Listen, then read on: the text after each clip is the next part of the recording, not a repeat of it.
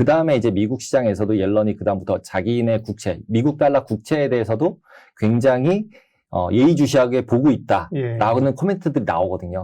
그럼 왜 예의주시해서 보냐는 거죠. 뭔가 something 이유가 있는 거죠. 그렇죠? 그래서 결국은 저는 그래서 금리가 뭐 4.5, 5% 막 6% 이렇게 올라갈 수 저는 없다고 계속 이제 말씀을 드렸었고, 왜냐면 이제 미국도 문제가 생기니까. 원래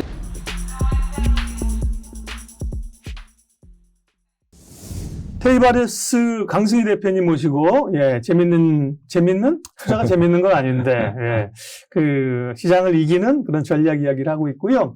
이번에 시장 얘기를 좀 하려고 해요. 어쨌든 간에 많은 투자자들이 시장을 먼저 보잖아요. 네, 요즘처럼 또 매크로를 많이 볼 데가 없어요. 그렇죠, 맞습니다. 그래서 그러면 이렇게 알고리즘 트레이딩 하시거나 혹은 파생 트레이더는 시장을 어떻게 보시는가 궁금해요. 알고리즘 트레이딩의 입장에서는 시장을 보지 않습니다. 그러게요. 네. 기계는 뭐 시장을 안 보고 있으니까요. 근데 문제는 알고리즘이라는 게 기본적으로 로직이잖아요. 그 로직이 바뀌거나 변곡점에 있어서는 크게 아까 말씀하신 것처럼 손실이 날 수도 있고 변동이 될 수도 있거든요. 그러면은 결국 매크로를 버리고 갈 수는 없습니다. 그러니까 매크로라는 게 기본적으로 경기 자체가 어떻게 되느냐, 볼륨이 줄어드느냐, 많아지느냐에 따라서 분명하게 전략 부분은 알고리즘 트레이딩도 큰 그림은 그려줘야 되거든요. 왜냐하면 저희가 지금은 뭐 오버나잇 안 하는 전략을 한다라고 하지만 변동성이 굉장히 떨어졌을 때는 다른 전략을 개발을 해야 되는 거고요.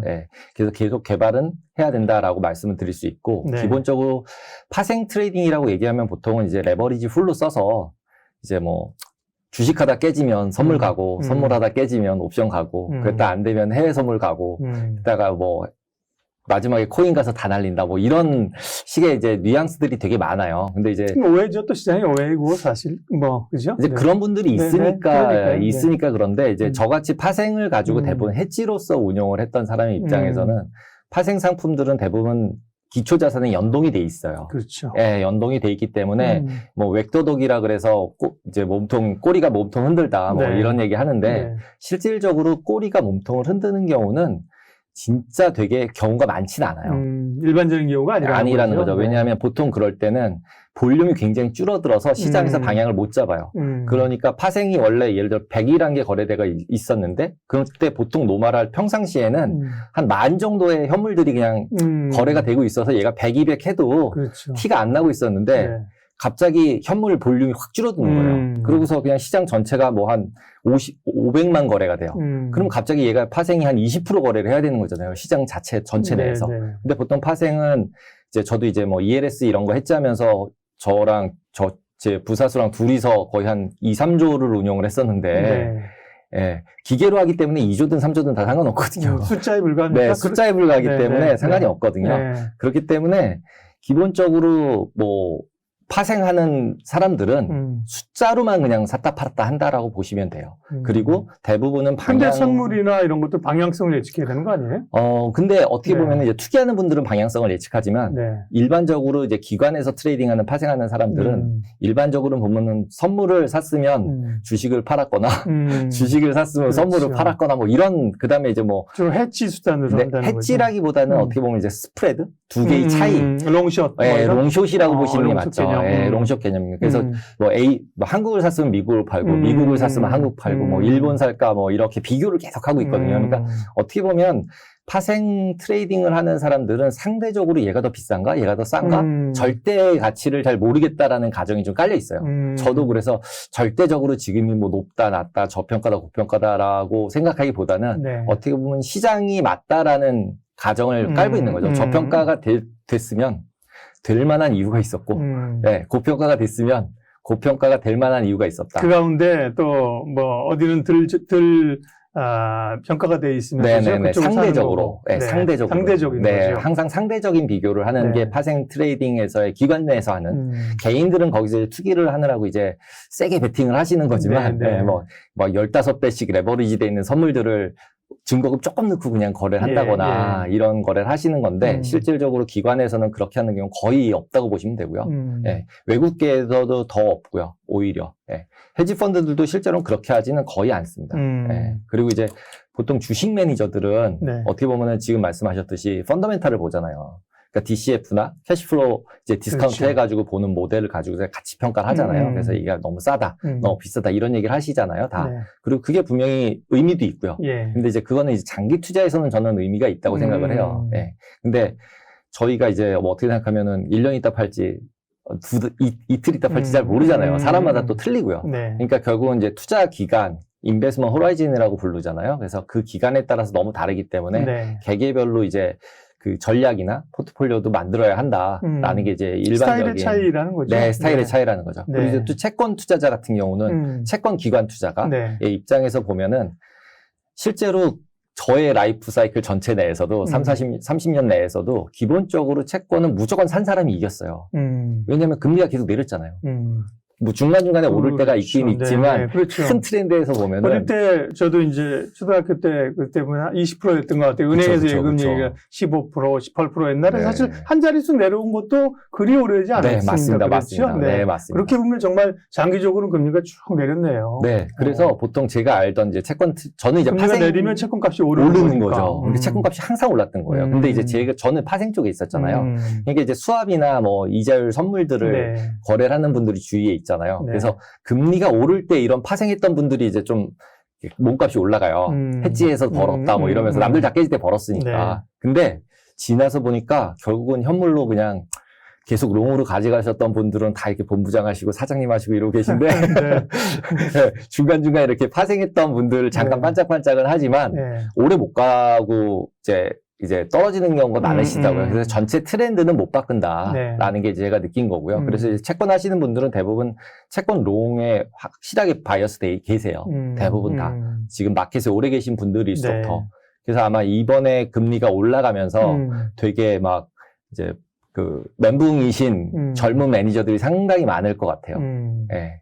금리가 떨어지는 것만 봤으니까. 네, 떨어지는 것만 봤으니까요. 그러니까 주식 트레이더든 뭐 파생 채권 트레이더든 시장을 보고 접근하는 전략이 다르다는 말씀이신 거고요. 네. 그거는 뭐 충분히 이해가 됐고요. 네. 다만 이제 많은 분들이 또 특별히 저희는 뭐 기관 투자가들을 이렇게 방송이나 유튜브를 하는 건 아니거든요. 네네, 맞습니다. 개인들이 보실 때는 그거는 알았고요. 네. 어쨌든 대표님이 보시면 우리가 일반적인 시장에 대한 뷰나 생각이나 혹은 뭐 금리 변동 이런 건 다 연관이 있잖아요. 네, 맞습니다. 그런 쪽에서는 시장을 어떻게 보시는가 궁금해요. 지금 제가 볼 때는 네. 일단 금리 같은 경우는 네.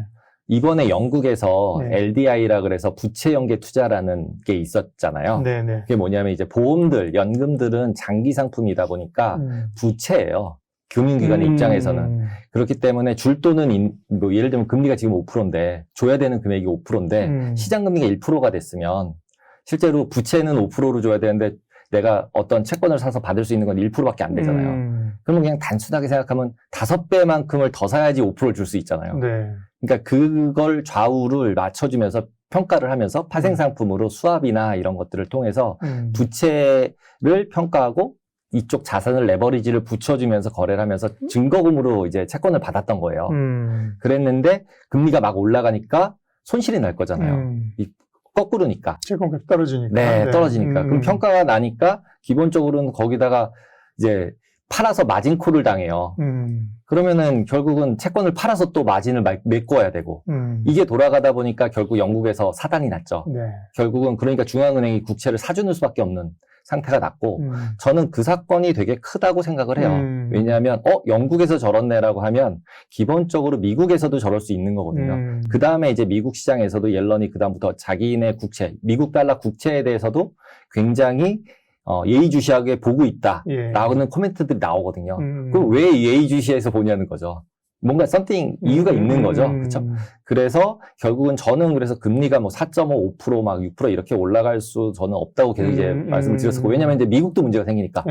원래 그리고 정책금을 그렇게 가져가게 되면 뭐 여기저기서 문제가 생길 수가 많은 거군요. 이미 레버리지가 많이 돼 있다는 거죠. 제가 생각할 때는 지금 코로나 이후로 돈을 너무 많이 풀었는데 그 돈 다 어디 갔어라고 생각하면 금리가 낮아지니까 레버리지가 많아진 거죠. 네. 제가 말씀드렸듯이 이쪽 거를 줘야 될 건 이미 5% 정해져 있는데 이 금리가 0.x 뭐 이렇게 바뀌니까 결국 이걸 레버리지를 최대한 걸었을 거라는 거죠. 양쪽을 평가하는 입장에서는. 네. 네. 그러다 보니까 결국은 위로 올라가면 이쪽에 레버리지 돈 풀었던 거에서 문제가 발생할 수밖에 없고 그러면은 결국은 정책 당국도 금리를 뭐 6%, 뭐 아무리 인플레가 올라간다고 해도 막 5%, 6%씩 올릴 능력은 없다. 그거는 이제 금융 시스템이 문제가 발생을 할 수밖에 없으니까. 그리고 그거에 대한 예제가 이미 영국에서 보여줬고, 예, 그런 상태가 됐다라고 저는 생각을 합니다. 그래서 금리가 너무 많이 올라가지 못한다면 그래서 결국은 이제 인플레를 올려서 잡겠다라고 얘기를 하는 건 것 같아요. 네. 예, 보통은 중앙은행의 그 가장 미션이 물가하고 고용, 예. 그죠. 세 번째가 금융안정이에요. 예. 근데 지금 이제 세 번째 금융안정을 갖다가 문제가 이제 생길지도 모른다는 두려움이 생긴 거고, 그 다음에 1번, 2번도 결국은 배치되고 있잖아요. 실업률을 높여서 A를 물가안정을 하겠다는 거니까 네. 두 개가 지금 배치되고 있는 상태이기 때문에 기본적으로 제가 봤을 때는 어떤 식으로든지 간에 금리를 막 올릴 수는 없다. 왜냐하면 결국 금융 시스템에 문제가 발생을 할 테니까. 왜냐하면 기존에 있었던 돈 풀어놨던 부분들이 레버리지로 들어가서 채권으로 다 들어가서 잠겨 있는 네, 거거든요. 네. 근데 이제 그것들이 레버리지가 분명히 풀리면 마진콜 나오고 파생 상품들 건드려지고 이러면 이제 문제가 되기 때문에 국채에서 문제가 될 수 있거든요.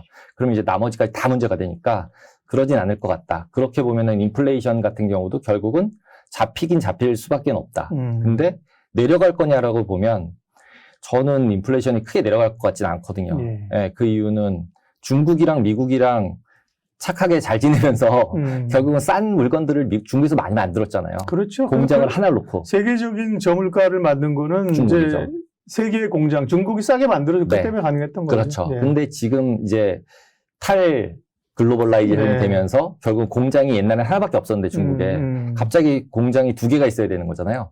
그러니까 당연히 일단 생각했을 때 인플레가 생길 수밖에 없죠. 그 다음에 메이드 인 USA랑 메이드 인 차이나가 값이 같을 수는 없잖아요. 네. 그냥 저희가 그냥 상식적으로 생각했을 때. 네. 그러니까 그거를 물건값이 올랐는데 그 인플레이션을 다시 제자리로 보낸다?